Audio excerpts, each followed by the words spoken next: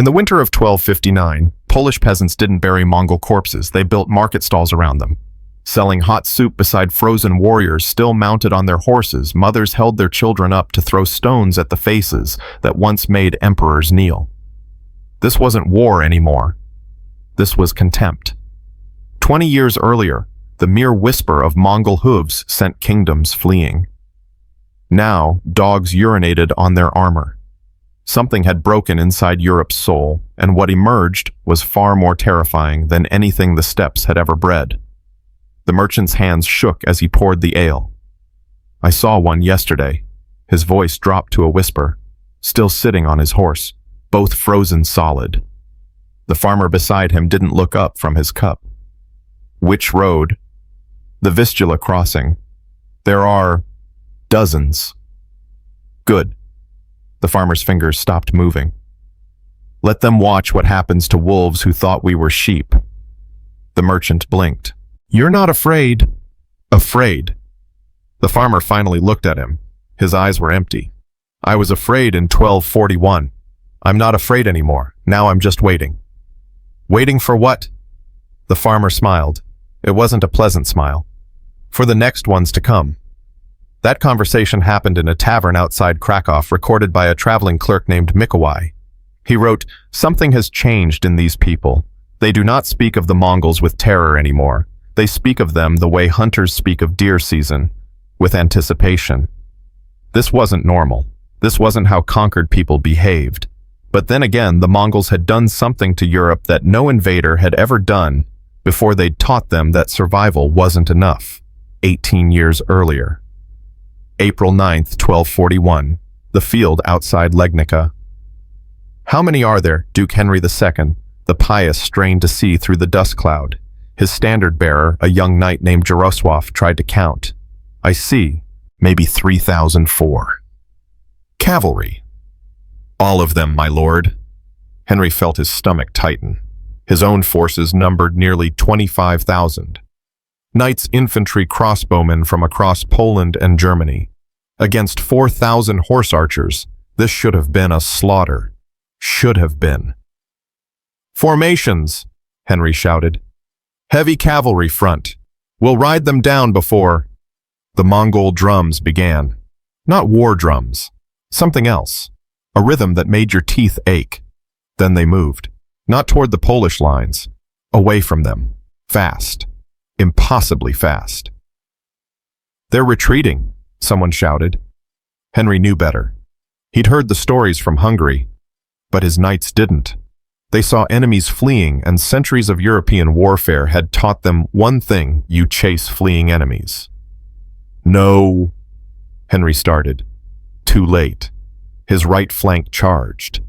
300 heavy cavalry, the finest knights in Christendom, thundering after the retreating Mongols. Jarosław grabbed the Duke's arm. My lord, shouldn't we... Watch, Henry said quietly. Just watch. The Mongols led them exactly 200 yards. Then they turned. Not to fight, to shoot. The arrows came in waves, precise, mechanical. The Mongol archers could reload while riding full gallop, shooting backwards, and every third arrow found a gap in the armor. Horses went down. Knights fell. And the ones who kept coming found themselves in a kill box. Mongol cavalry on 3 sides, shooting from angles the heavy armor couldn't protect. Jarosław watched the slaughter in silence. When he finally spoke, his voice was small. How do you fight that? Henry didn't answer. Because he didn't know. 20 minutes later, he was dead. A Mongol arrow threw his jaw up into his brain. They cut off his head, mounted it on a spear, and paraded it through the ruins of Legnica while the city burned. But that wasn't the worst part. A Polish survivor, a foot soldier named Tomasz, later testified to papal investigators. They didn't celebrate. They didn't drink or boast. They just counted. One officer stood over a pile with an abacus, clicking the beads as soldiers brought bags to him. I didn't understand at first. Then I saw what was in the bags. Ears. 9 sacks full. 25,000 ears cut from the dead sorted counted. They were filling out a report, Tomasz said, his voice still hollow years later. like a merchant counting grain. That's when I understood we weren't fighting an army. We were fighting an accounting system that happened to kill people. That was the Europe of 1241, a continent that discovered it was prey. But something was about to change. Because one man understood what fear does to people when you let it ferment long enough. Duke Bolesław V's chamber, Krakow, winter 1257. My lord, you should rest. Bolesław ignored his chamberlain. He was staring at maps spread across his bed maps of Poland, Hungary, the paths the Mongols had taken 18 years ago. His finger traced the Vistula River again and again. Piotr. The old soldier stepped closer. My lord, tell me about your village. Piotr's face went rigid. My lord, I don't... Tell me. The silence stretched. Outside, snow fell. Finally, Piotr spoke, his voice flat, rehearsed the tone of a man who'd told this story to himself too many times. They came at dawn. My brother, he was hetman. He walked out with bread and salt. Piotr's hands clenched. Traditional hospitality, the old way. He was smiling when the arrow hit him. Where? Through his mouth. While he was speaking the greeting, it went through his tongue out the back of his skull. Piotr's voice never changed pitch, too controlled. My mother ran to him. They shot her in the legs, both legs, so she couldn't run. Then they... Go on. They made it slow, my lord. They made the whole village watch. 3 hours. When she finally died, they asked if anyone else wanted to negotiate. Bolesław closed his eyes. How many survived? 40 out of 300. And what did the 40 do after? We buried the dead, rebuilt, prayed for God's mercy. No. Bolesław's eyes opened. What did you want to do? Piotr stared at his duke. For 16 years he'd served this man. Never once had he been asked that question. I wanted... His voice cracked. I wanted to make them feel it. Everything they made us feel. The fear. The helplessness. He stopped. But we couldn't. They're the Horde. They're invincible. They're not. Bolesław pulled himself up, his hands shaking. Piotr, they're coming back. New reports. 30-40,000. They'll cross the Vistula by spring. My lord, we'll fortify the... We'll do nothing of the sort. Bolesław coughed. Blood flecked his lips. Because I'm dying, and I won't be here to watch us lose the same way again. He grabbed Piotr's wrist with surprising strength. So you're going to win for me, but not the way they expect. I don't understand. You can't beat the Mongols with courage, Piotr. Courage is what got Henry killed. You can't beat them with walls. They've torn down walls from Beijing to Baghdad. You can't beat them with honor because they don't have any. Piotr was barely breathing. Then how? You beat them with hunger. The word hung in the cold air. My lord, Bolesław leaned forward. The Mongols are the steppes made flesh. They need grass. They need grain. They need water. They need to feed 50,000 horses. Every conquest they've ever won. They did it by taking our resources and using them against us. His grip tightened. So we give them nothing. We make Poland worthless. We turn our own land into a weapon. You mean scorched earth? I mean something worse. Bolesław's voice dropped to a whisper. 3 months. 3 months before they cross the border. Every village within 50 miles evacuate and burn it. Every field salt it. Every well poison it. Make this land so dead that when they arrive they inherit only corpses and ash. Piotr's voice was hoarse. The people will never. The people will do it because they remember what happened to your brother, your mother, your village. Bolesław released his wrist. But that's not all, Piotr. That's not the part that will break them. What else? We poison their cavalry. The words didn't make sense at first. Piotr shook his head. You mean their horses? I mean we give them a gift. Bolesław's smile was terrible. Beautiful Polish mares, the kind they love to capture. We leave them in the fields looking abandoned. The Mongols will take them, they always do. But first, we infect them. With what? Glanders. Turns the lungs to soup. Spreads through a herd like plague through a crowded city. We give them horses that will kill every other horse they touch. Bolesław lay back exhausted. And we watch their strength eat itself from the inside. Piotr stood there frozen. My lord, that's evil. Bolesław's laugh was bitter. Dishonorable against the laws of war. He looked at the ceiling. Piotr, they shot your brother in the mouth for offering hospitality. They tortured your mother for hours because it sent a message. They counted our dead like grain harvests. His voice hardened. You don't beat demons by being saints. You beat them by becoming something they can't comprehend.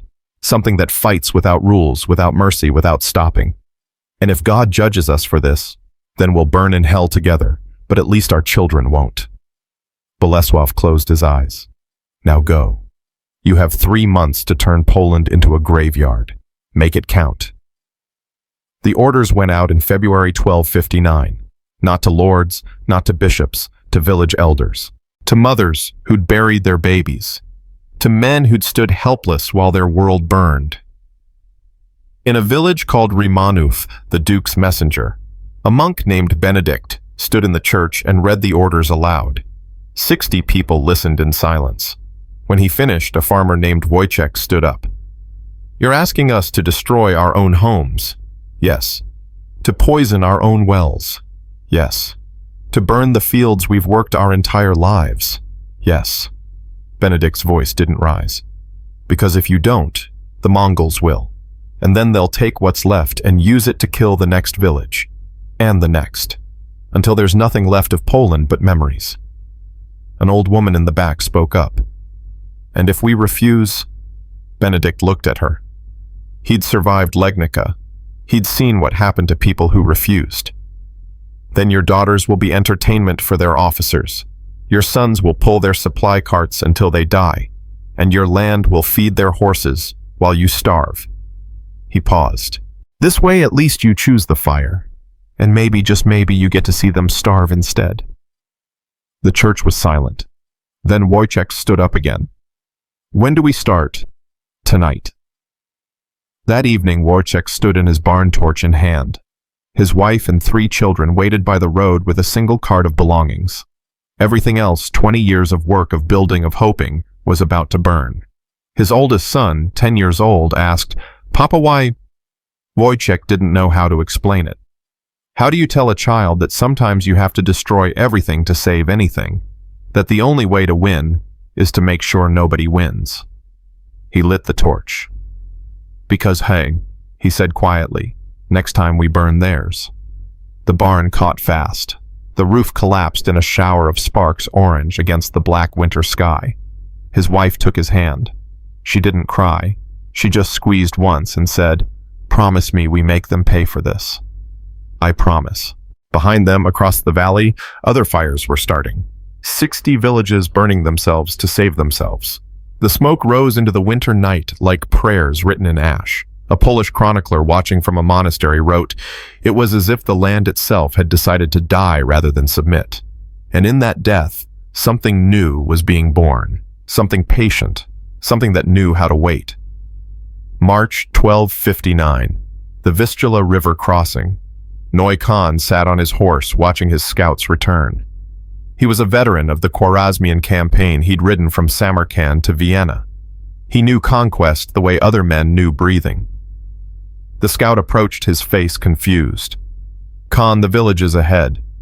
Empty.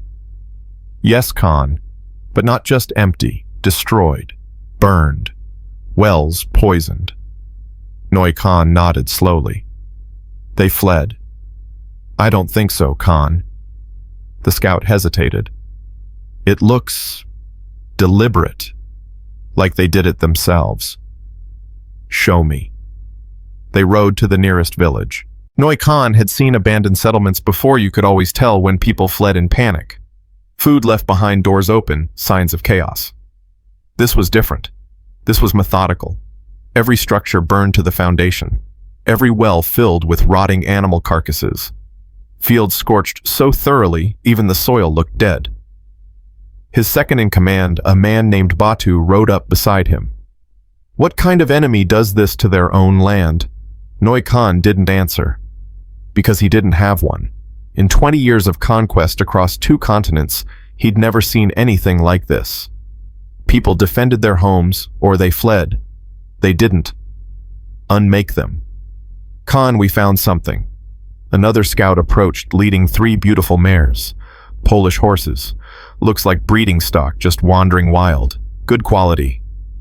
For the first time that day, Noi Khan smiled. At least the Poles had left something valuable.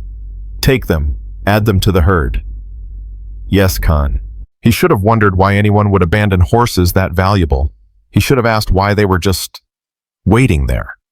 But he'd been conquering for too long. Success makes you assume success. That night, he wrote a dispatch back to the Golden Horde. Polish territory acquired without resistance. No significant opposition encountered.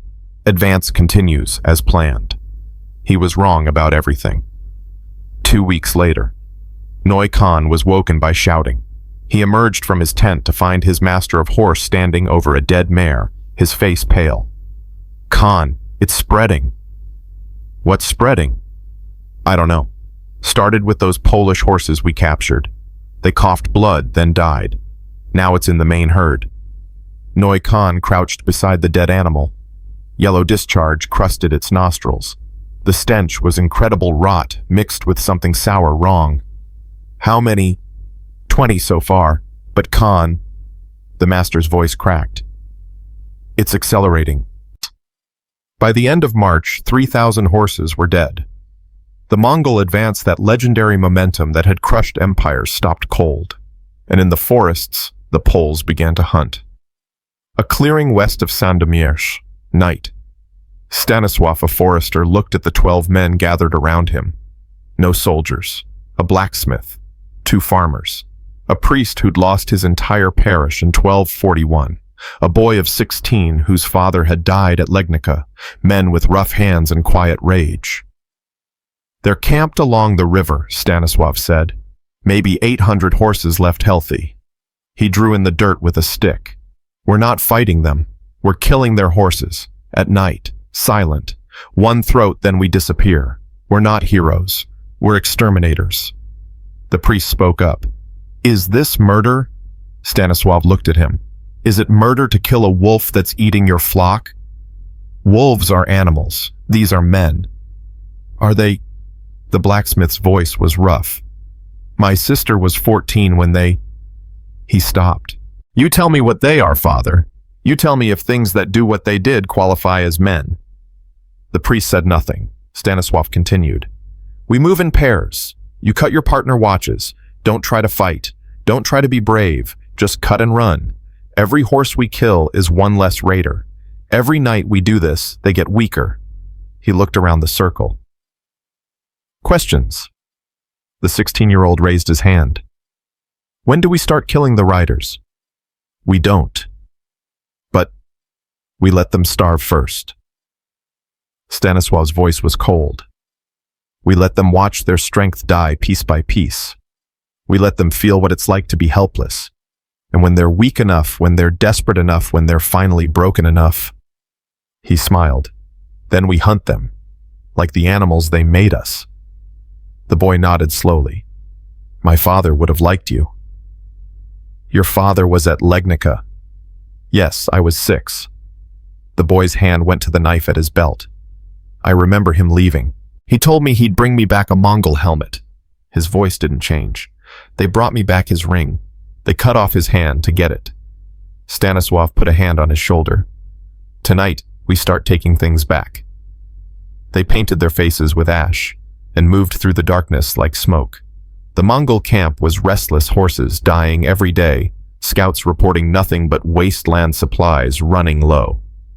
The sentries were tired, worried, looking inward at their dying herd instead of outward at the trees. Fatal mistake. 12 horses, 12 throats cut in perfect silence, then gone before the alarm was raised. When Noi Khan walked through the camp at dawn and saw the circle of dead horses, each with a single precise cut, he finally understood. We're not conquering anymore, he said quietly. Batu looked at him. Khan, we're being hunted. In the forest, Stanislav cleaned his blade. The priest beside him was shaking. I can't believe we just... Believe it, Stanislav said, because we're doing it again tomorrow night, and the night after, and every night until there's nothing left for them to ride home on. How long can we keep this up? Stanislav looked toward the Mongol camp where smoke rose from funeral pyres for the dead horses. Longer than they can. Behind them, the boy was carving something into a tree. The priest walked over. What's that? The boy stepped back. Carved in the bark, still bleeding sap. Your turn to bleed. They came to teach us fear, but fear, if you let it rot long enough, becomes something else. Something patient. Something that waits in the dark with a sharpened blade and absolutely nothing left to lose. The Mongols were about to discover what happens when shepherds learn to hunt, and when the prey finally understands it has teeth. The screaming started 3 days later. Not from battle. From the horse lines. The Mongol camp erupted in chaos as handlers tried to control animals thrashing in their own blood, coughing up chunks of lung tissue that looked like wet cheese. Noi Khan stood in the center of it, watching his empire die one horse at a time. Burn them, he ordered. His master of horse stared at him. Khan, we can't just burn them now, before it spreads further. But it was already too late. The disease moved through the herd like fire through dry grass. By the time they started burning carcasses, 400 more were showing symptoms. The smoke from the pyres hung over the camp like a funeral shroud, black and greasy, smelling of rendered fat and failure. A young Mongol officer named Temur approached Noi Khan's tent that evening. He'd been with the Khan since the Khwarezmian campaign had seen him conquer cities, break armies, reduce kingdoms to ash. He'd never seen him like this, standing alone, staring at nothing. Khan, the men are asking. I know what they're asking. Noi Khan's voice was hollow. They want to know when we advance, when we take what we came for, when we start winning again. Yes, Khan. Tell them... Noi Khan paused. Tell them we're not winning anymore. We're just trying not to lose. Temur had never heard those words from his commander. Not once in 8 years. Khan, we still have numbers. We can we? Noi Khan finally looked at him. Fight who, Temur? Where is the enemy? Show me. Because all I see are corpses and empty villages and men dying in the night while we sleep. He gestured at the dying camp. We came here to conquer. Instead, we're being eaten alive by a land that refuses to submit. The Golden Horde has never retreated. The Golden Horde has never fought ghosts before. That night, Temur wrote in his personal journal a document that would be found centuries later in a Hungarian archive. The Khan is changing. He gives orders, but his eyes are elsewhere. He speaks of enemies we cannot see, battles we cannot win. The men feel it. Doubt spreads faster than the horse sickness. We came as conquerors. We are becoming prey. But Noi Khan wasn't changing. He was simply seeing clearly for the first time. And what he saw terrified him more than any army ever could. Because armies you could fight. Armies had formations, strategies, weaknesses. This was something else. This was a land that had learned to kill with silence. In the Polish forests, Stanislav was teaching the next group of hunters. 20 men this time. Word had spread through the refugee camps. If you wanted revenge, if you wanted to make them hurt, you found the forester with ash on his face and murder in his eyes. Listen carefully. Stanislav crouched in the clearing, speaking barely above a whisper. You're not soldiers. Don't try to be. Soldiers fight fair. Soldiers have honor. Soldiers die. He looked around the circle. You're hunters, and what you're hunting doesn't deserve honor. A new recruit, a young man named Kazimierz, whose village had been burned in the first invasion, raised his hand. How many have you killed so far? Horses or men? Men. None. Stanisław's answer caught everyone off guard. We haven't killed a single rider yet. But I thought, think about it. Stanisław's voice was patient, almost gentle. What's worse for a Mongol, a quick death in battle, or watching his horse die slowly, knowing he's stuck in a dead land with no food, no water, no way home? He smiled.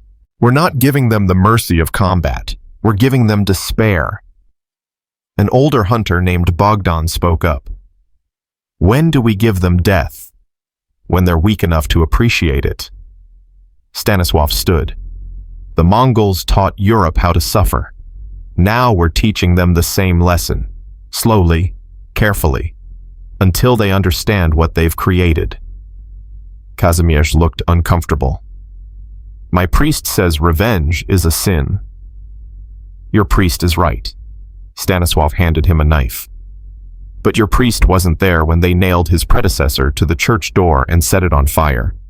I was. So you have to decide, do you want to be sinless, or do you want them gone? The young man took the knife. That's what I thought. That night they expanded operations. 3 teams, 30 horses. And this time they left something behind, a message carved into the leather of the saddles they'd slashed. You taught us well. When Neumann saw it the next morning, he knew. This wasn't random. This wasn't chaos. This was deliberate, systematic, personal. Someone was orchestrating this. Someone who understood psychological warfare better than he did. Find them, he ordered Timur. Khan, they only move at night. They leave no tracks. The forest is... I don't care if they're invisible. Find them, or we're all going to die in this cursed country. Timur assembled a hunting party. 50 men, the best trackers in the horde. They moved into the forest at dawn, following the vague direction the night raiders seemed to come from. They never came back. Stanisław and his hunters found them 3 days later, wandering in circles, half-starved, 2 men short. The Poles had led them deeper into the marshlands, split them up using horn calls that sounded like Mongol signals, then simply disappeared.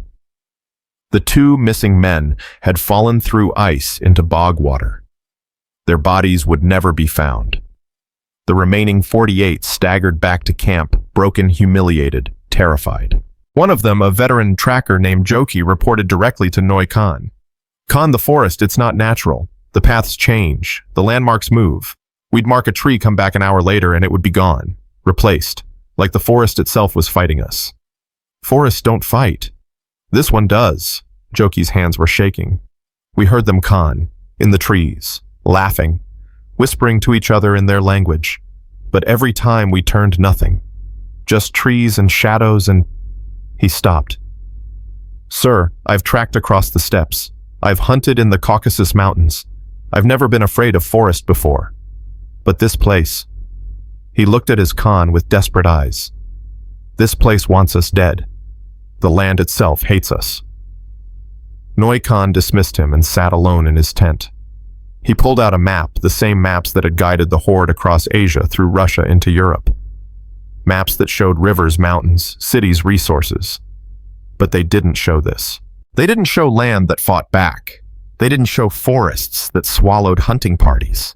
They didn't show wells that killed fields that yielded nothing but ash, and an enemy that struck from darkness and disappeared like smoke. He thought about the campaign in Khwarezm. That had been brutal cities, burned populations, massacred rivers, diverted to destroy farmland. The Mongols had invented scorched earth warfare. They'd perfected it. Now someone was using it against them, and doing it better. We taught them too well, he whispered to no one. Outside, another horse collapsed, foam pouring from its mouth. The sound of its death throes echoed through the camp. Nobody even reacted anymore. Death had become background noise. Back in the forest, Stanisław was having a different conversation. The priest who'd joined the hunters, Father Wojciech, cornered him by the stream where they were washing blood from their clothes. We need to talk about what we're becoming. Stanisław didn't look up. We're becoming survivors. We're becoming them. The priest's voice was urgent. Every night we go out there and we hurt them. We terrify them. We make them suffer. How is that different from what they did to us? Intent. Stanislav finally met his eyes. They came to conquer. We're here to defend. They started this. We're finishing it. By becoming monsters. If that's what it takes. Stanislav wrung out his shirt, pink water dripping into the stream. You know what the difference is between us and them, Father? When this is over, when they're gone, we'll go back to farming. We'll put down the knives and pick up plows. We'll become human again. He hung the shirt on a branch. They can't. This is what they are. This is all they are. We're just borrowing their cruelty long enough to survive it. And if we can't stop, if we like it. Stanislav was quiet for a long time. When he spoke, his voice was soft, almost sad. Then they really did conquer us, just not the way they planned. Father Wojciech nodded slowly. I'm afraid of that. I'm afraid we're killing our souls to save our bodies. Maybe. Stanislav looked toward the Mongol camp, visible through the trees as a haze of smoke and despair. But father souls grow back, the dead don't. That philosophical divide ran through the entire Polish resistance. In the refugee camps west of the fighting families debated what their men were doing in the forests. Some called them heroes. Others called them murderers who'd burn in hell beside their enemies. In the town of Tarnów, a woman named Agnieszka stood in the market square shouting at anyone who'd listen. My husband is out there killing in the night. When he comes home, if he comes home, what will he be? What will I tell our children? That their father became the thing he hated. An old woman grandmother to 3 children orphaned in 1241 responded quietly. You'll tell them he did what had to be done, and you'll thank God he was strong enough to do it. At what cost? At any cost. The old woman's voice hardened. Because the alternative is we all die like my daughter died, like my son-in-law died, like whole villages died screaming for mercy that never came. She stepped closer to Agnieszka. Your husband is buying you time to ask moral questions. Don't waste it by judging him. But Agnieszka wasn't alone in her doubts. Across Poland, in churches and homes, people wrestled with what their resistance had become. Were they defenders? Or had they crossed some line that couldn't be uncrossed? The Bishop of Krakow, in a sermon that would later be banned by Rome, said, "We stand at a precipice. On one side is death with our principles intact. On the other is survival with our souls in question. I cannot tell you which to choose. I can only tell you that God sees both the deed and the desperation that drives it. And in his infinite wisdom, he will judge us not by our actions, but by what was in our hearts when we took them." It was the most honest thing a church official had said in decades. It was also the most terrifying, because it meant there were no easy answers, no clear right and wrong, just survival and the price you paid for it. In the Mongol camp, a different kind of moral crisis was brewing. The soldiers, proud warriors of the greatest empire the world had ever seen, were starting to break down. Not from combat, from helplessness. Tamer found one of his men, a young rider named Guyuk, sitting outside his tent, staring at nothing. Guyuk, report for duty. No response. Guyuk. The young man's head turned slowly. His eyes were empty. Why? Because I gave you an order. No, why are we here? Guyuk's voice was flat. We came to conquer, but there's nothing to conquer. Just dead land and dying horses and enemies we can't see. We're not warriors anymore. We're just waiting to die slowly. Timur crouched beside him. We're Mongols. We don't give up. We're not Mongols anymore. Guyuk looked at him. We're corpses that haven't stopped moving yet. That phrase, corpses that haven't stopped moving, spread through the camp like the horse sickness. Men stopped maintaining their equipment, stopped training, stopped caring. The psychological collapse was as devastating as any military defeat. Noy Khan called a council of his senior officers. 12 men veterans of campaigns across 2 continents gathered in his tent. He looked at each of them in turn. Tell me the truth. Can we win this?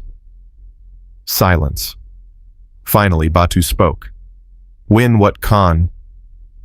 There's nothing to win. No city to take. No army to break. No resources to claim. We're fighting a void. Then what do you recommend for retreat? The word hung in the air like a blasphemy. Batu pushed forward anyway. Khan, every day we stay here, we get weaker. The horses are dying. The men are breaking. And the enemy, whoever they are, they're getting bolder. Last night they came within 50 yards of your tent. 50 yards. They could have, but they didn't. Noi Khan's voice was cold. They killed 15 more horses instead. You know why? Because they're not trying to kill us quickly. They're trying to break us, to make us feel what they felt. He looked around the tent, and it's working. Another officer, older scarred from a dozen battles, leaned forward. Khan, in the Caucasus campaign, we faced mountain tribes that used similar tactics. We responded with overwhelming force, total annihilation of every village, every person, everything that could support resistance. There are no villages left to destroy. Noi Khan's laugh was bitter. They destroyed them themselves. They took away our ability to retaliate because there's nothing left to retaliate against. He slammed his fist on the table. Don't you see? We've been fighting kingdoms and armies our entire lives. We know how to break those. But this is something new. This is an enemy that wins by having nothing left to lose. The tent fell silent, because they all knew he was right. The Mongol way of war, the terror, the scorched earth, the systematic destruction had been turned against them by people who'd learned the lesson too well. So, what do we do? Tamer's voice was quiet. Noi Khan looked at the map one more time. Then he made the hardest decision of his military career. We do what no Mongol force has ever done. We adapt, or we die. What does that mean? It means we stop trying to conquer. We start trying to survive. He pointed at the map. The mountains, the Carpathians. We move the entire force there. Defensive position. Wait out the winter. Rebuild our strength. Khan, the Golden Horde doesn't retreat to... The Golden Horde doesn't have a choice. Noi Khan's voice cut like a blade.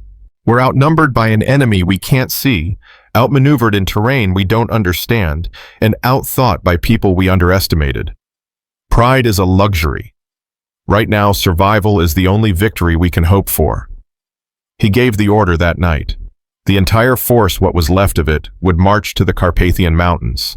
3,000 men, 400 horses, and the growing certainty that they'd just lost a war without ever really fighting it. As the Mongols broke camp and began their retreat, Stanislav watched from the hills. Beside him, Kazimierz couldn't believe it. They're leaving. No. Stanislav's voice was grim. They're running. There's a difference. Isn't that what we wanted? It's exactly what we wanted. Stanislav stood. And now comes the hard part. What hard part? We won. Stanislav looked at the young man, seeing the excitement, the naive hope that victory meant the end. Kazimierz, we didn't win. We just survived the first round. Now we have to make sure they never come back. And that means following them into those mountains and making sure that when winter comes, they have nothing left. No food, no shelter, no hope. You mean we keep killing them? I mean, we finish what they started. Stanislav's hand went to his knife. Because if we stop now, if we let them live, they'll heal. They'll rebuild. And in 5 years or 10, they'll come back. And next time, they'll know our tricks. He started walking toward the camp. So we don't stop. We don't show mercy. We become their nightmare until they're too broken to ever dream of conquest again. Father Wojciech, who'd been listening, spoke up. And what will that make us? Stanislav didn't turn around.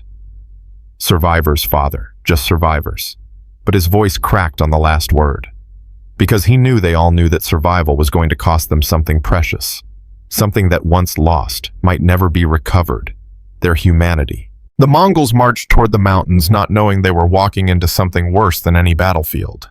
Not knowing that the Poles had already been there, salting the caves, poisoning the streams, setting traps in every viable shelter. Not knowing that the land itself had learned to hate them. And in that hatred, in that systematic, patient, methodical hatred, lay something far more terrifying than the Mongol war machine had ever been. because the Mongols killed quickly. The Poles had learned to kill slowly, to make it hurt, to make it last. They'd become what they needed to become. And God helped them all for it. The first Mongol died on the mountain trail 3 days into the retreat, not from a blade, from hunger. His name was Ogedei, and he'd ridden with the Horde since the invasion of Kievan Rus. 17 years of conquest. 17 years of never knowing what it felt like to be weak. His companions found him face down in the snow, one hand still reaching toward his saddlebag. Empty. Everything was empty. Timur stood over the body. Strip him. Khan's orders are to bury... Strip him. Take the clothes, the boots, anything useful. Timur's voice was mechanical. He doesn't need them anymore. The young soldier Guyuk stared at him. Sir, he was my uncle. Then he'd want you to survive. Timur walked away. Strip him or leave him. But we're moving in 5 minutes. That was how it started. The slow dissolution of everything that made the Mongol war machine function. Discipline, honor, brotherhood. When men get hungry enough, when the cold seeps deep enough, those things become luxuries you can't afford. Noy Khan knew it. He watched his army fracture one frozen corpse at a time, and there was nothing he could do except keep moving forward. Or rather backward. Because that's what this was, a retreat disguised as a strategic repositioning. Khan, the men are eating leather. Batu delivered the report without emotion.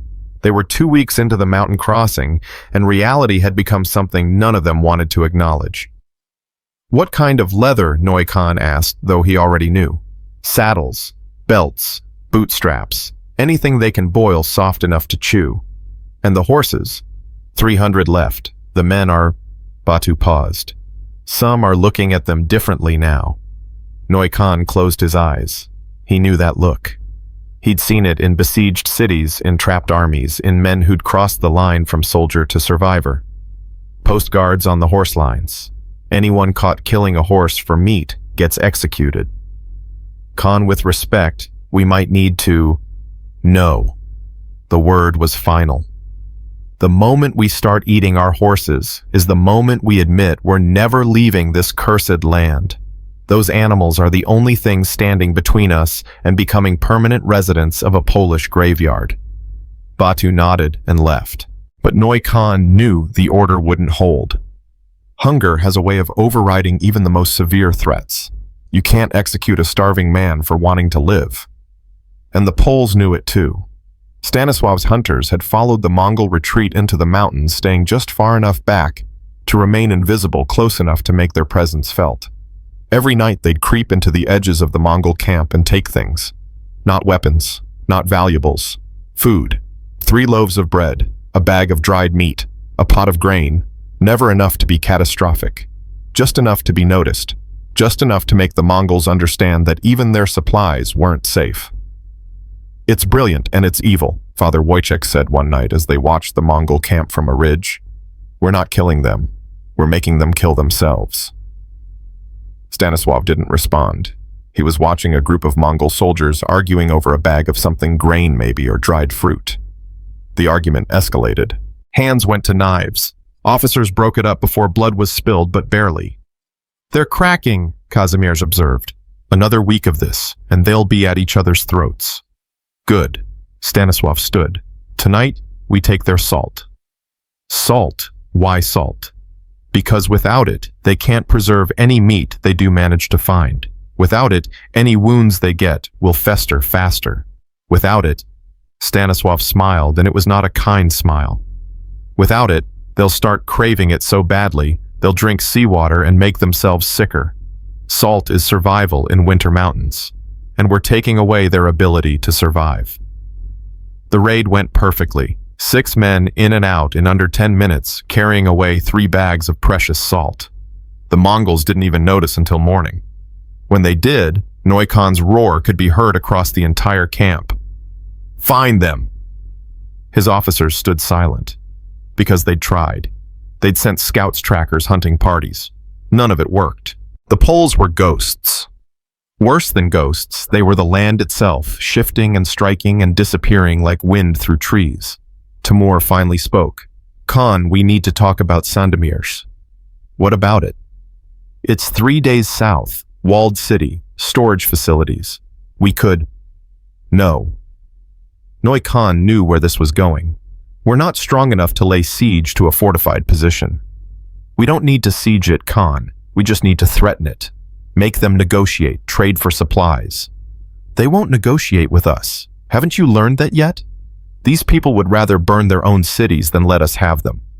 Then we take it by force. Noi Khan looked at his second-in-command, really looked at him. Timur's eyes were hollow, his face gaunt, his hands shaking slightly from malnutrition. This wasn't strategy talking. This was desperation. With what force, Timur? We have 3,000 starving men and 300 dying horses. What exactly are we taking anything with? We're still Mongols. Are we? The question hung in the cold air. Because I look around and I see men who eat leather and kill each other over grain and jump at shadows in the forest. That's not the Horde. That's just survivors. But Timur was beyond reason, beyond logic. He was a drowning man grasping at anything that might float. Khan, if we don't do something, we're all going to die in these mountains. At least this way, we die fighting. No. Noi Khan's voice was firm. We die fighting when there's something worth dying for. Not because we're too proud to admit we've already lost. That conversation, recorded in Timur's journal and later found by Hungarian monks, reveals something historians often miss about the Mongol retreat. It wasn't just a military withdrawal, it was an identity crisis. These men had spent their entire lives as conquerors. Being reduced to refugees broke something fundamental in their psyche. But Timur didn't listen. That night, he took 300 men and rode towards Sandomierz without orders, a mutiny disguised as initiative. When Noi Khan discovered it at dawn, he knew. This was the end. Not because Timur would fail, though he would, but because the army had stopped being an army. It had become a collection of desperate individuals making desperate choices. Should we stop them? Batu asked. Noi Khan shook his head. Let them go. Maybe they'll succeed. Maybe they'll find food and glory in everything they're looking for. He didn't sound convinced. Or maybe they'll just die faster than the rest of us. Either way, it's out of my hands now. Timur's 300 reached Sandomierz the next evening. The city sat on a hill walls, thick gates closed. It looked formidable. It looked like every other city the Mongols had taken in their decades of conquest. It was a trap. Bolesław's final orders, the ones he'd given before dying, had included detailed instructions for Sandomierz. Make it look defendable, he'd written. Make them think there's something worth taking, then show them what desperation really looks like. The city garrison commander, a veteran named Krzysztof, watched the Mongols approach. He counted them. 300, maybe. On horses that looked like they could barely stand. Men who moved with the sluggish uncertainty of the starving. They're not here to conquer, he said to his lieutenant. They're here to eat. Should we negotiate? No. Krzysztof smiled. We should educate. He opened the gates. Actually opened them. The Mongols, expecting resistance, found instead an invitation. Timur, seeing those open gates, should have been suspicious, should have recognized the trap. But he was too hungry, too desperate, too far gone to think straight. Forward, he shouted. The city surrenders. His men cheered thin, weak cheers from parched throats, but cheers nonetheless. They rode through the gates expecting submission. They found something else entirely. The gates slammed shut behind them. Not with soldiers manning them with mechanisms, heavy counterweights that had been modified over weeks. The 300 Mongols were now trapped in a killing ground. But still no arrows came. No defenders appeared, just silence. Timur looked around confused. Where are they? Then the ground gave way. Not everywhere, just in specific spots. Spots that had been weakened, covered with thin boards and snow. Horses fell through legs, shattering on hidden stakes below. Riders tumbled, breaking bones on impact. Screams filled the city square as dozens of Mongols found themselves in pits designed specifically for this moment. And then the real killing started, but not with soldiers, with civilians, farmers with pitchforks, blacksmiths with hammers, women with kitchen knives, old men with hunting spears. The people of Sandomierz poured out of buildings not as an army, but as a mob, and mobs fueled by 18 years of rage and fear are far more terrifying than any organized military. They didn't fight with technique. They fought with fury. A baker named Marek, whose wife had been taken in 1241, brought a meat cleaver down on a fallen Mongol's neck. Again, and again, and again until his arms were too tired to lift it anymore. A teenage girl whose parents had died at Legnica stabbed a Mongol officer in the throat with a sewing needle. It wasn't a killing blow, not immediately, but she kept stabbing. Face, eyes, neck, everywhere she could reach, making small puncture wounds that bled and bled and bled. This wasn't warfare. This was butchery, and it was precisely what Bolesław had planned. Tamur, trapped in the center of it, finally understood. This wasn't a city, it was an abattoir, and he was the livestock. He fought his way toward the gates, killing 3 civilians in the process. But for every one he killed, 5 more appeared. An old woman grabbed his leg, trying to pull him from his horse. He kicked her away. A boy couldn't have been more than 12, threw a stone that caught him in the temple, stunning him. When he fell from his horse, the crowd swarmed him. He died slowly, painfully torn apart by hands that had once sewn clothes and kneaded bread and held children. Of the 300 Mongols who entered Sandomierz, 17 made it back out. They rode through the reopened gates in full retreat, bleeding, broken, traumatized. Behind them, the city gates closed again. Peaceful, quiet, as if nothing had happened. Inside, the Polish citizens walked among the corpses, taking ears. Not as trophies. As payment. The city council had offered a bounty, 1 silver coin per Mongol ear. By dawn, the city treasury was significantly lighter. A Hungarian chronicler who visited Sandomierz weeks later wrote, "I saw the pile of ears in the church. They had preserved them in salt and displayed them as proof of their victory. The priest called it the harvest of justice. I called it proof that humans, when pushed far enough, become capable of anything. The line between civilization and savagery is thinner than we'd like to believe." These people had crossed it and felt no shame, only satisfaction. When the 17 survivors reached Noikhan's camp, their report broke whatever was left of Mongol morale. Soldiers openly wept. Officers argued about retreat routes. Men who'd fought across continents spoke of surrender, a word that didn't even exist in Mongolian military vocabulary until that moment. Noikhan listened to the survivors' testimony in silence. When they finished, he asked only one question. "Did any of you see their army?" "No, Khan. Just people. Townspeople. Not soldiers. Some might have been, but most were just citizens. Old men, women, children." Noikhan nodded slowly. "Do you understand what that means?" Silence. "It means we're not fighting an army. We're fighting everyone. Every person in this cursed country has become our enemy. Every grandmother, every child, every priest and farmer and merchant. They've all decided that killing us is more important than their own laws, their own morality, their own God." He stood. "We came here to conquer a kingdom. Instead, we've created a nation of killers united by one purpose, our destruction." That night, Noikhan made the decision. We retreat, fully, completely, back across the Vistula, out of Poland, and we never come back. An older officer, one who'd been with Genghis Khan himself, spoke up. "Khan, the Golden Horde has never faced this." Noikhan's voice was sharp. "We've conquered empires. We've destroyed kingdoms. We've made nations kneel. But this is different. These people don't kneel. They don't surrender. They just kill and die and kill again until either we're gone or they're extinct. And I'll be damned if I let the Horde be remembered as the army that was bled to death by farmers." But the retreat was already too late for many. The winter was setting in hard. The remaining horses were dying at a rate of 10 per day. And the hunters, Stanisław's ghosts, were getting bolder. They'd started leaving bodies now. Mongol sentries found dead throats cut, positioned in ways that sent messages.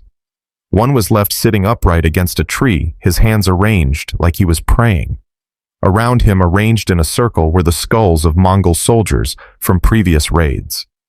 The message was clear: your prayers won't save you here.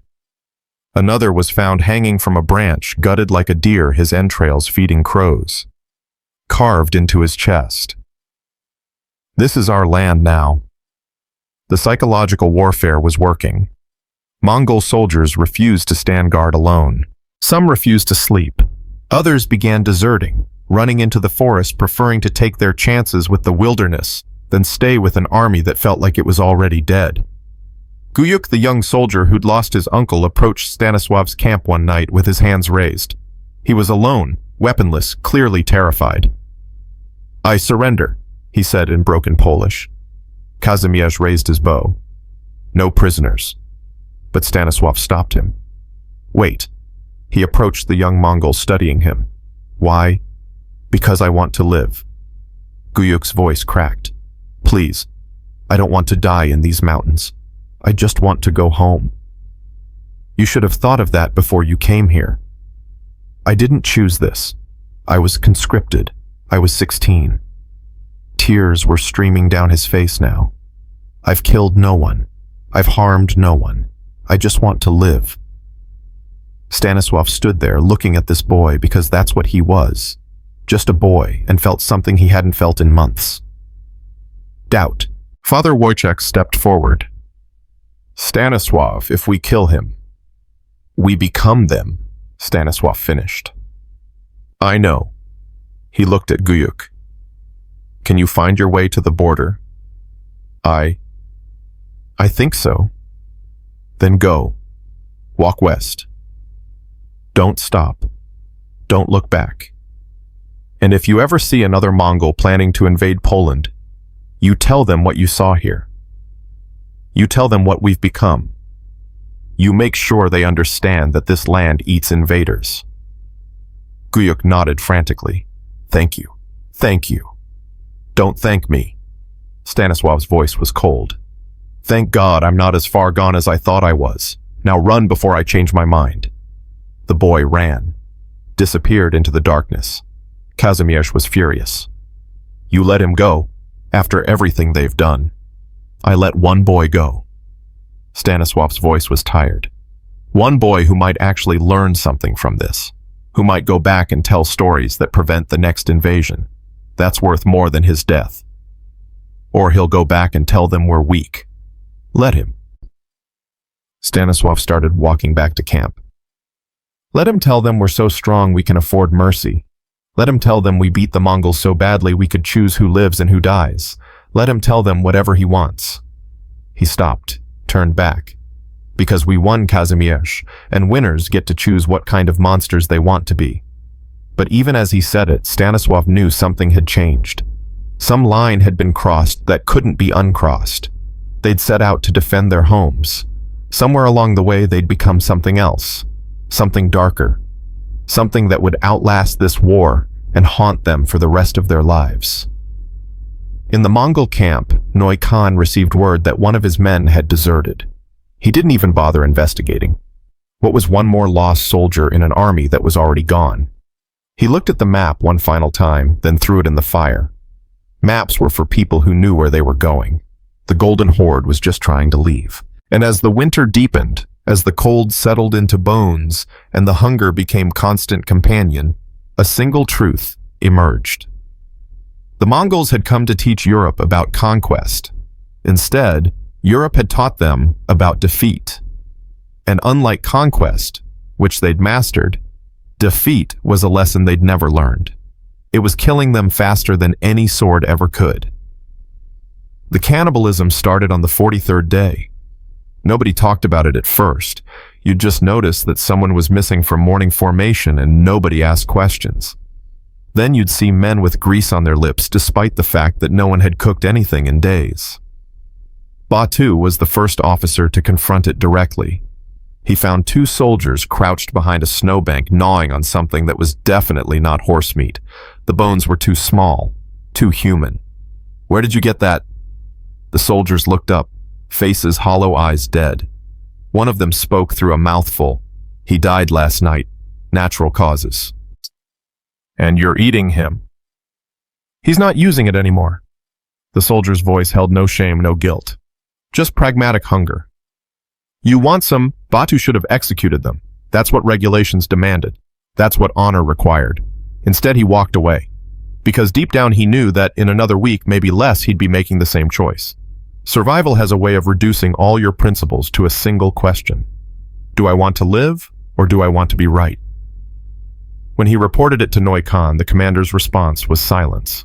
Long, terrible silence. Then, just tell them to be discreet. Khan, we can't just... What would you have me do? Batu, execute them. Then what, execute the next ones? And the ones after that?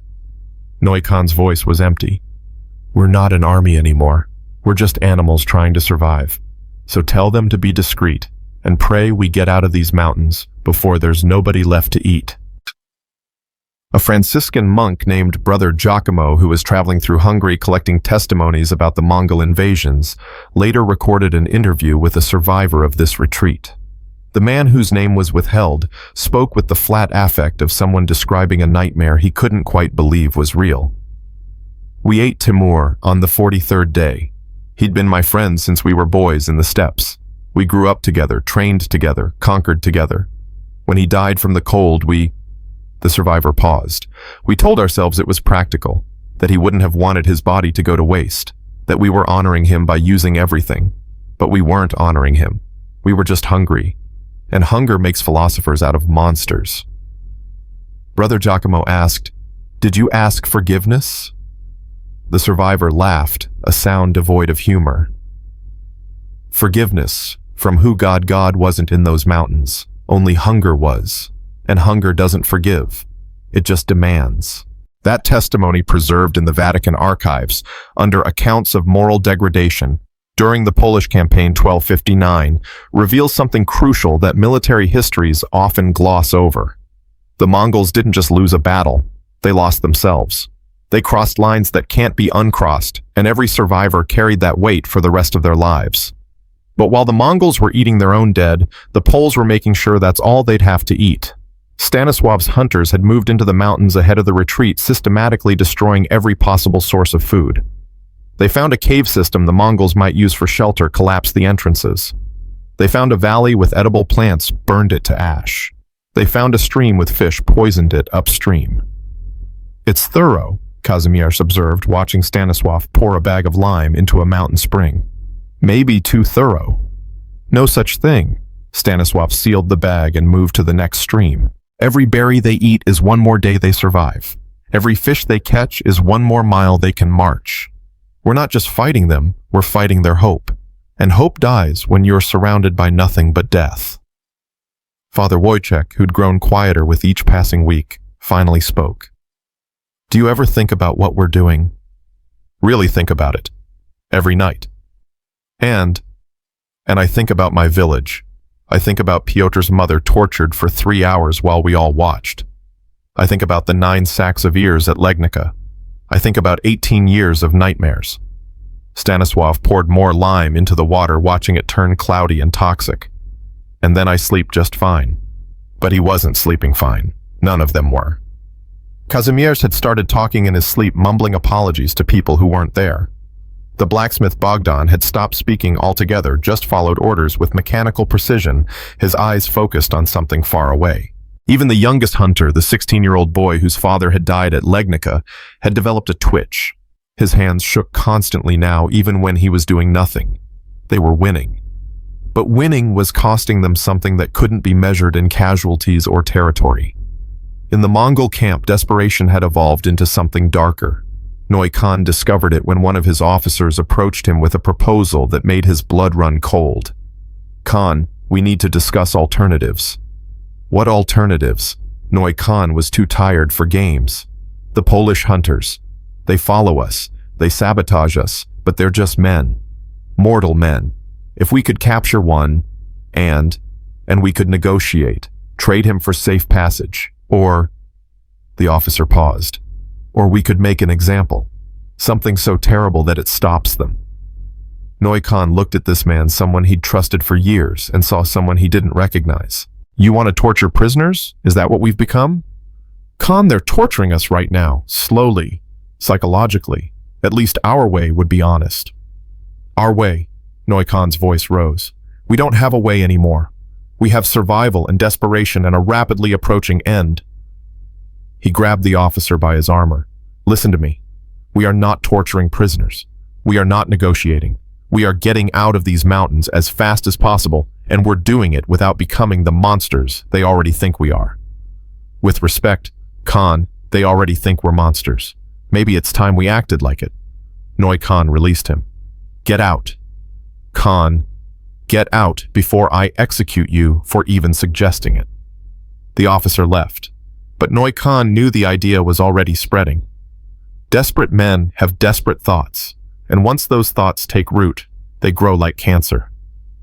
That night, he sat alone in his tent, looking at something he'd carried for 20 years. A small carved horse given to him by his father before his first campaign. His father had said, "Remember who you are, not just what you do. We conquer, yes, but we remain Mongols. We remain men." Noikhan turned the carving over in his hands. "I'm sorry, Father," he whispered to the darkness. "I don't think we're men anymore. I don't know what we are."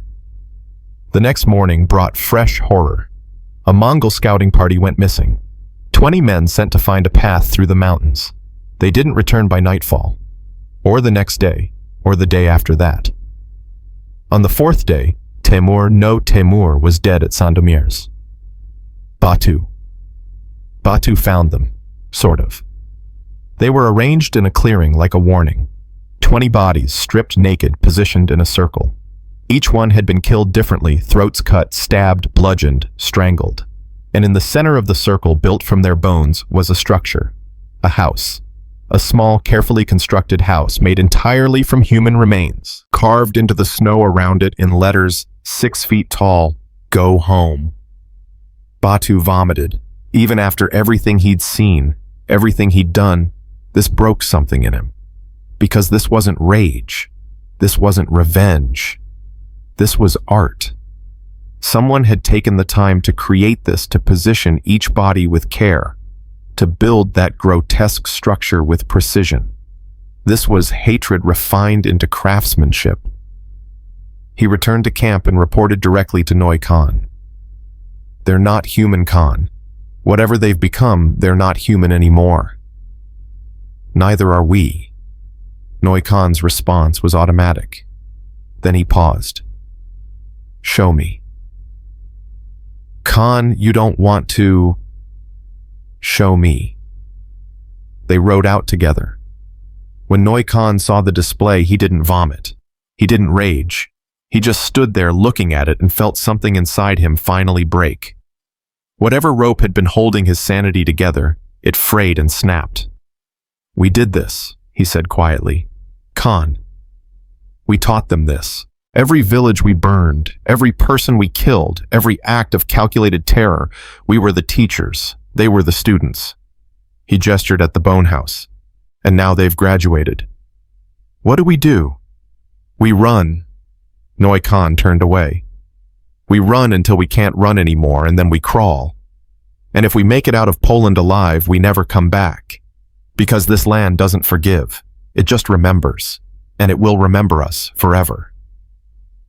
But Stanislav wasn't in the clearing when Noikhan arrived. He was 2 miles away, sitting against a tree, crying. Kazimierz found him like that, the man who'd led them through months of systematic vengeance, who'd planned every raid and every poisoning, who'd seemed made of stone, weeping like a child. "Stanislav. I couldn't stop them." His voice was hoarse. "The bone house. I tried to stop them. I said it was too far, but they wouldn't listen. They said..." He wiped his face. "They said we needed to send a message, that we needed to make the Mongols understand what fear really means. Isn't that what we've been doing all along? No. We've been defending ourselves, fighting back. But this..." Stanislav looked at his hands. "This is something else. This is becoming them. And I can't..." His voice broke. "I can't be what we're becoming." Kazimierz sat down beside him. For a long time, neither spoke. Then the young man said, My father told me once that war doesn't change who you are. It reveals who you are.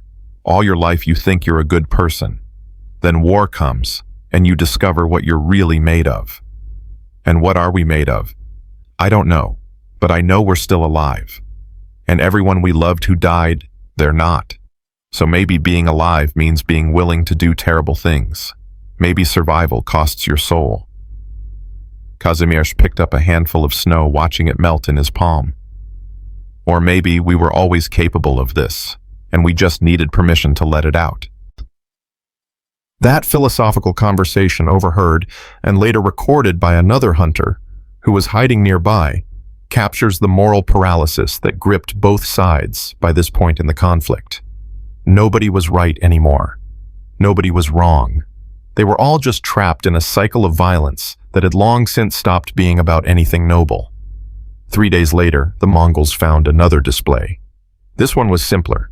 A single body, one of their officers crucified to a tree with his own arrows. Around his neck hung a sign written in Mongolian, "Your gods cannot save you here." But underneath, in smaller letters that only someone close would see, was another message: "Please leave. We're tired of killing." That second message, that small admission of exhaustion, never made it into the official reports. The Mongol who cut down the body saw it, read it, and then burned the sign before anyone else could.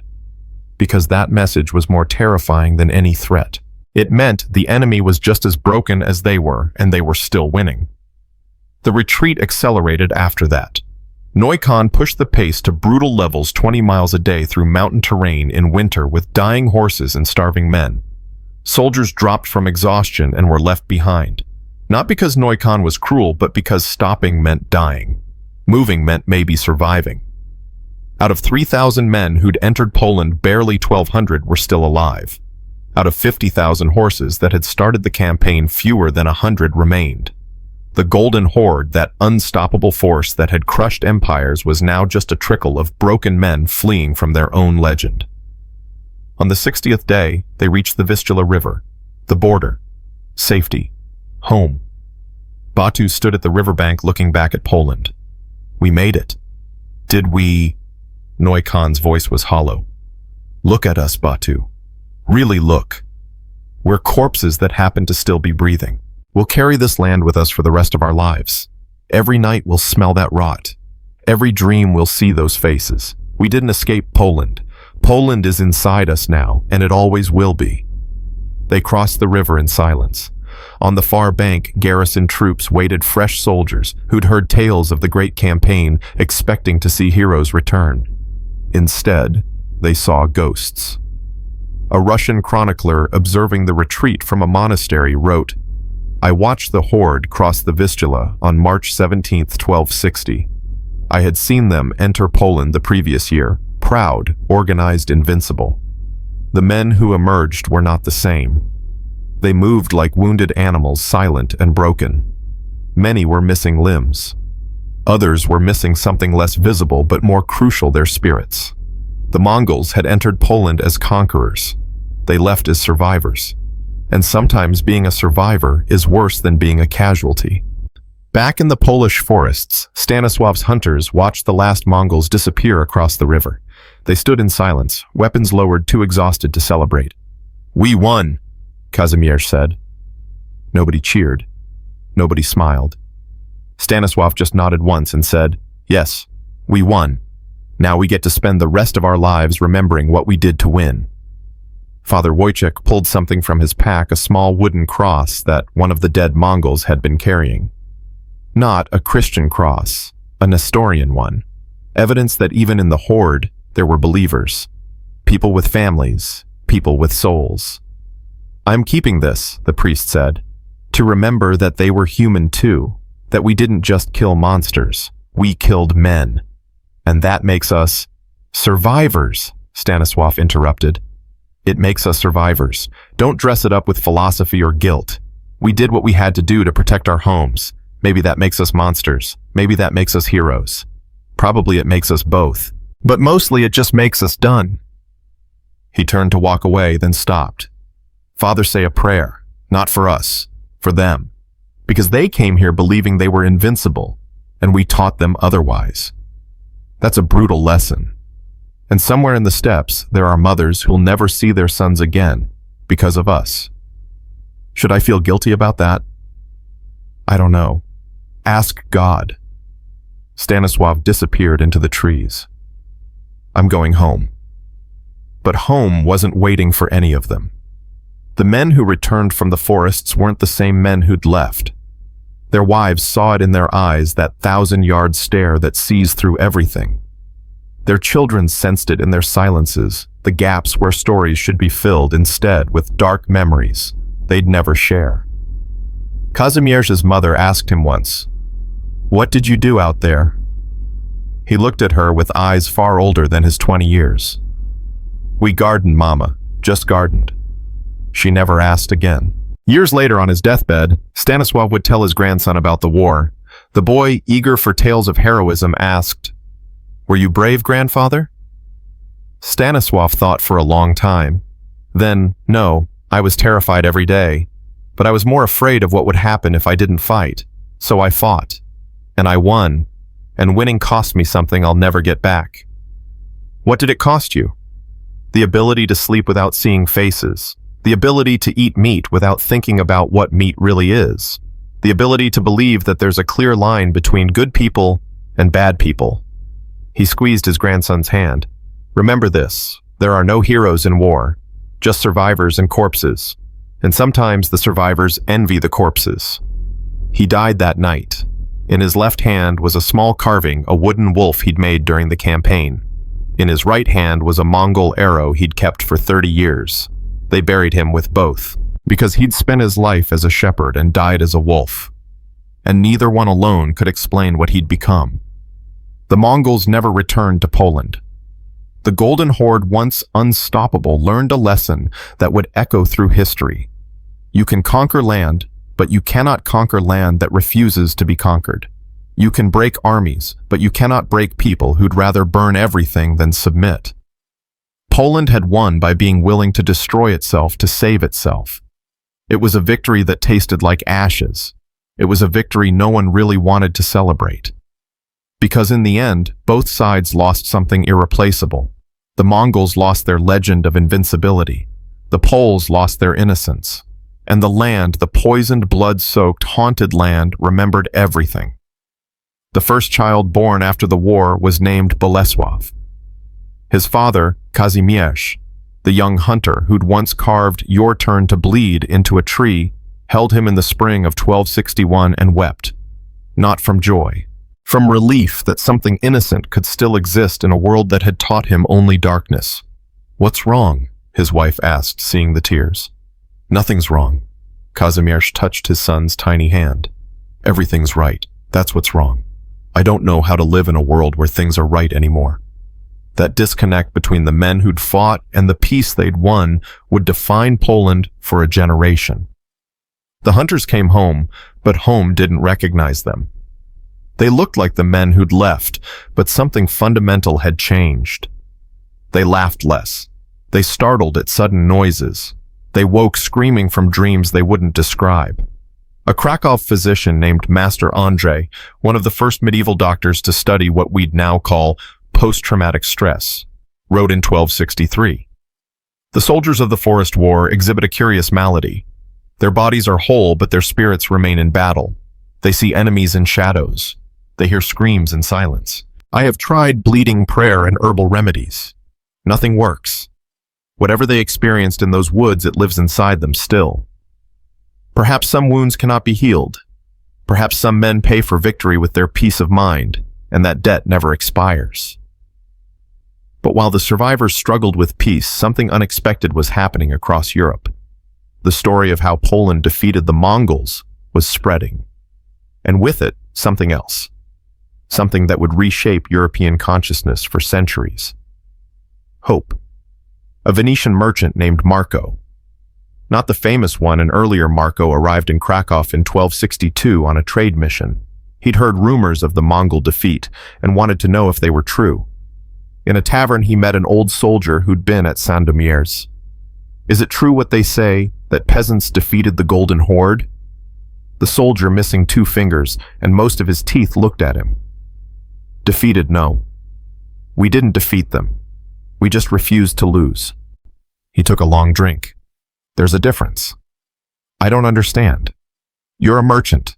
You understand supply and demand, yes. The soldier leaned forward. Well, the Mongols demanded submission. We supplied determination. They demanded our land. We supplied poison. They demanded our fear. We supplied rage.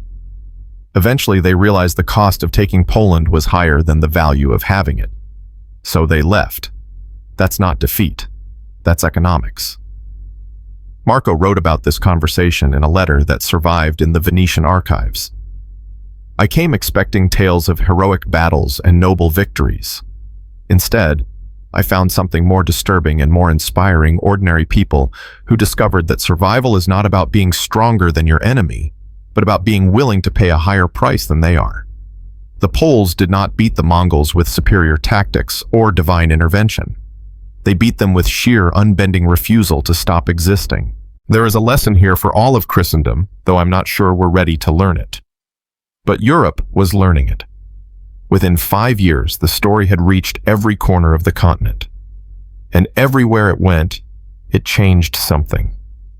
The idea that the invincible could be defeated, that empires could be stopped, that ordinary people with nothing but determination and willingness to sacrifice everything could make even the greatest war machine decide it wasn't worth the cost. In 1265, a Bohemian duke named Ottokar, facing his own Mongol incursion, implemented Polish tactics: scorched earth, poisoned wells, night raids by civilians. The Mongols retreated after 3 weeks. In Hungary, in Lithuania, in the Balkans, everywhere, the Horde tried to expand. They met resistance that had learned from Poland. The Golden Horde's reputation, that aura of invincibility that had conquered half the world, was broken. Not by a great battle, but by a lesson that spread like wildfire: you don't have to win. You just have to make winning not worth it. But back in Poland, the men who taught that lesson were wrestling with what they'd become. In 1268, Stanislav gathered the surviving hunters at the site where they'd first trained. 37 men remained out of the original 200. Some had died in the forest. Others had died by their own hands after coming home. The rest looked at each other with the tired recognition of people who'd shared something too dark to explain. "Why did you call us here?" Bogdan, the blacksmith who'd stopped speaking during the war, had found his voice again. Sort of. It was quieter now, more careful. "To remember." Stanislav planted a wooden cross in the ground. Not to celebrate, not to mourn. Just to remember who we were before, who we became during, and who we're trying to be now. Father Wojciech, grayer and thinner, spoke up. "I've been thinking about what we did, trying to reconcile it with my faith, trying to understand if God would forgive us." "And?" Kazimierz asked. "And I've decided that's the wrong question." The priest looked around the circle. "God's forgiveness is infinite. The question isn't whether he forgives us. It's whether we forgive ourselves, and whether we should. Should we?" The question came from one of the younger hunters, a boy who'd lost his entire family at Legnica. Father Wojciech was quiet for a long time. "I don't know. We did terrible things for good reasons. We became monsters to fight monsters. We sacrificed our souls to save our people." He looked at the cross. "Maybe the point isn't forgiveness. Maybe the point is remembering, making sure we never forget the cost, making sure our children know that survival sometimes requires you to become something you hate, and making sure they also know," his voice cracked, "making sure they know it should never be easy. The moment it becomes easy to do terrible things even for good reasons, we've lost something we can't get back." Stanislav pulled something from his pack. A Mongol helmet, dented and bloodstained. "I kept this. Don't know why. Maybe as proof it really happened. Maybe as a reminder of what we're capable of when we're pushed far enough." He set it beside the cross. "I'm leaving it here, not as a trophy, as a warning, to us, to anyone who comes after. That war doesn't have winners, just survivors and ghosts. And sometimes, you can't tell which is which." One by one, the hunters added their own items: arrows, knives, pieces of Mongol armor. Each one a memory they wanted to leave behind, but couldn't quite let go. By the time they finished, the cross was surrounded by relics of a war that had no heroes, only people who'd done what they thought they had to do. "What do we tell our children?" Kazimierz asked. "When they ask what we did, what the war was like." "The truth," Stanisław said. "Stanisław. That we fought, that we won, that winning cost us everything worth having, and that they should never ever have to make the choices we made." But they couldn't tell the whole truth, because some truths are too heavy for children to carry. So they told simplified versions.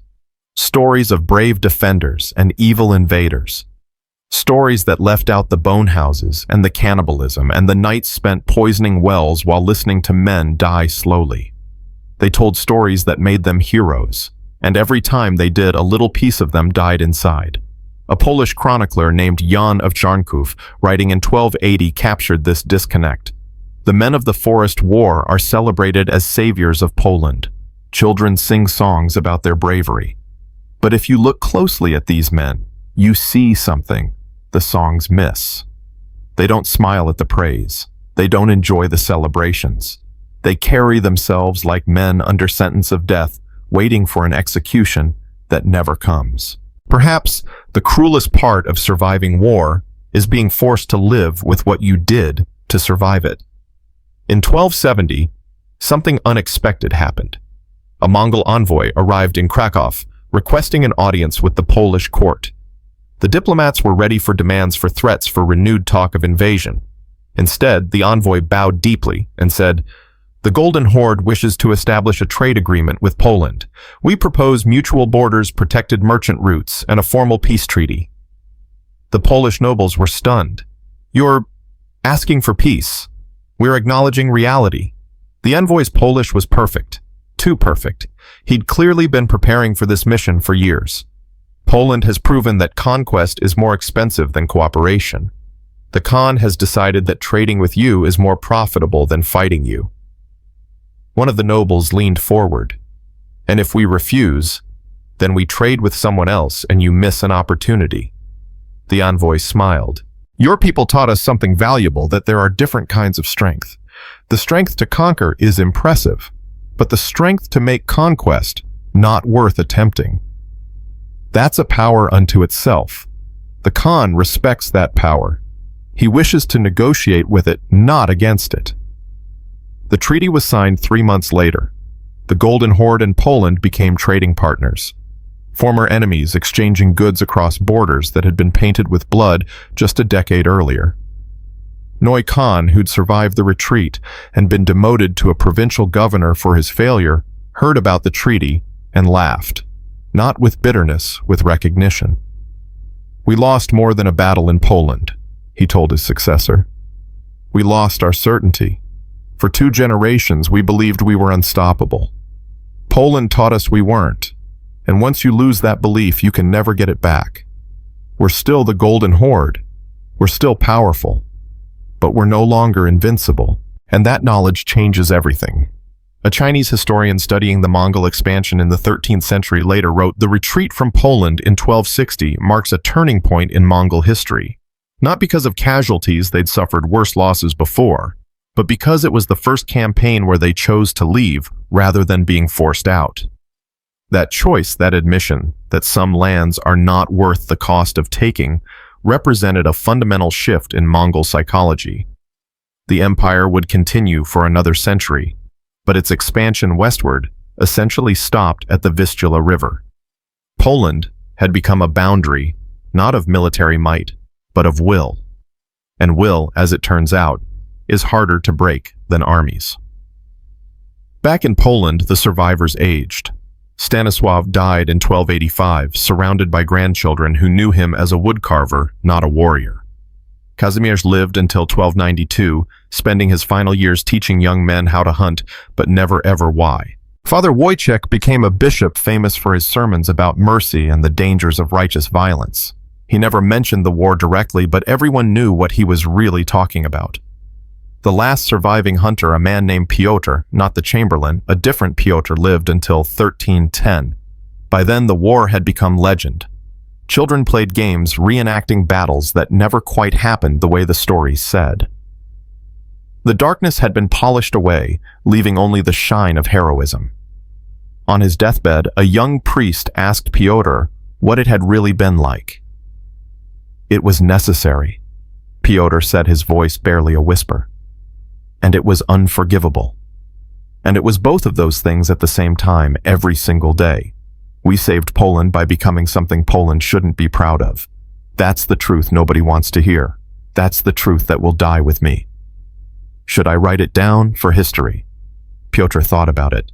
Then, "Yes, write it down. Not so people can judge us, we're beyond judgment now. But so they understand that defending something precious sometimes requires you to do imprecious things. And that cost should never be forgotten. Because the moment we forget what war really costs, the moment we start believing in clean victories and noble battles, we're ready to do it all over again." The priest wrote it down. That testimony, preserved in a monastery outside Gdańsk, ends with a single sentence in Pyotr's own hand, shakier than the rest, but unmistakably his, "We won. God help us, we won." In 1315, a council of Polish nobles dedicated a monument. Not to the war, to the cost of the war. It was a simple stone inscribed with a list of villages that had burned themselves to stop the Mongols. 60 names each representing hundreds of people who'd chosen destruction over submission. At the dedication ceremony, the bishop, the former Father Wojciech, gave a speech that would be remembered for centuries. "We gather today not to celebrate victory, but to remember price. These villages, these people, they didn't defeat the Mongols with swords or arrows. They defeated them with sacrifice. They burned their homes, poisoned their wells, destroyed everything they'd built. They chose oblivion over occupation, and in that choice they taught the world something profound, that a people willing to lose everything are impossible to conquer. But let us not romanticize this. Let us not make it glorious. They didn't want to do what they did. They were forced to by an enemy that gave them no other option. So when we honor them today, we honor not their choice but their courage. The courage to do what was necessary even though it was terrible. The courage to become monsters, to fight monsters. And the courage, harder still, to live with that afterward." And he paused, his old eyes scanning the crowd. "I was there. I saw what we became. And I tell you now, never again. Never should any people be forced to make the choices we made. This monument stands not as inspiration, but as warning. War has no winners, only survivors, and survival is not the same as victory." The crowd was silent, because everyone there either remembered the war or had parents who did, and they all knew beneath the songs and stories and sanitized histories, they all knew what it had really been. Years later, a German monk traveling through Poland would write about visiting that monument. He noted something curious.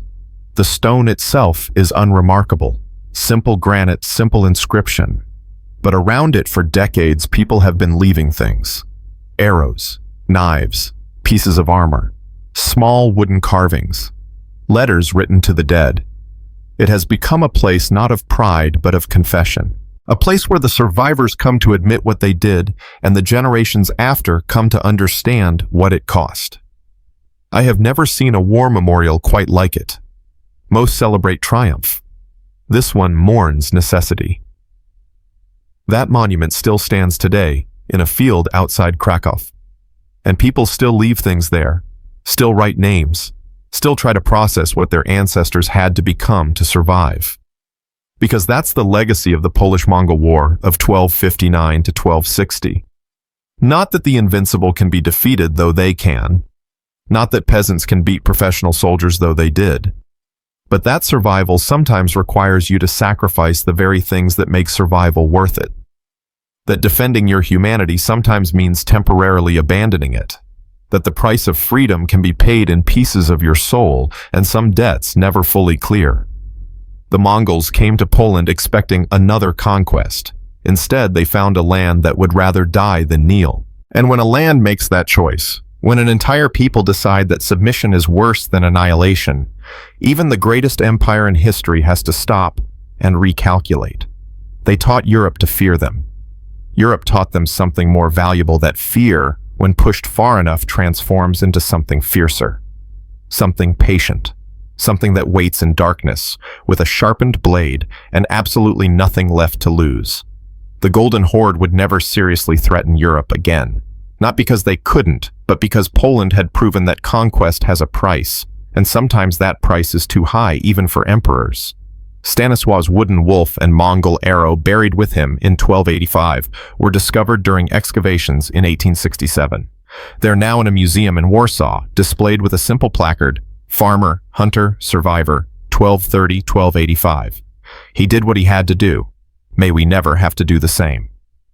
That's perhaps the truest epitaph for everyone who fought in that war, on both sides. They did what they had to do. They became what they had to become. They paid what they had to pay. And the land that poisoned, blood-soaked, haunted land remembered everything. Still does. Still will. Because some stories aren't meant to inspire. They're meant to warn. And this story's warning is simple. Victory is possible. Even against impossible odds, even with no resources. Even when you're outmatched in every measurable way, victory is possible. But it will cost you. It will cost you things you didn't know could be spent. It will cost you pieces of yourself that never grow back. It will cost you the ability to sleep peacefully, to eat without thinking of the starving, to live without seeing ghosts. And maybe, just maybe, that cost is worth it when the alternative is extinction.